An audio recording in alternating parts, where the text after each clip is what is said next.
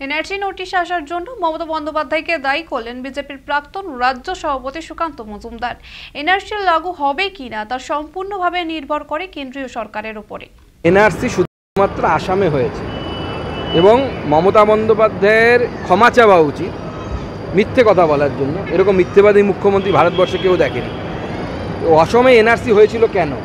ত্রিপাক্ষিক চুক্তির জন্য। ত্রিপাক্ষিক চুক্তি কারা কারা করেছিল?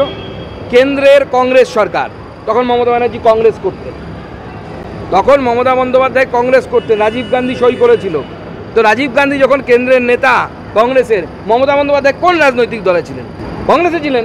আসামের স্টুডেন্ট অর্গানাইজেশন আসু এবং তৎকালীন কংগ্রেসের রাজ্য সরকার আসামে যারা ছিল তাদের ত্রিপাক্ষিক চুক্তির ফলে অসমে এনআরসি হয়েছে। মমতা বন্দ্যোপাধ্যায় তার দায়ী নেই। তিনি যে পার্টি করতেন সেই পার্টির প্রধানমন্ত্রী সই করেছেন ওই ত্রিপাক্ষিক চুক্তিতে।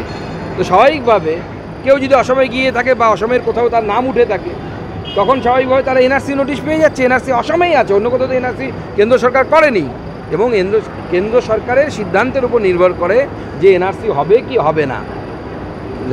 ভারতবর্ষের সংবিধান বলছে ভারতবর্ষের নাগরিক কে হবে, নাগরিকত্ব কে পাবে, এই নিয়ে আইন তৈরি করার অধিকার কেন্দ্র সরকারের আছে। সংবিধান বলছে, সংবিধানটা তো নরেন্দ্র মোদী বানায়নি, সুকান্ত মজুমদারও বানায়নি। সংবিধানটা কিন্তু সেই সময়কার কংগ্রেসি নেতারাই বানিয়ে গেছে।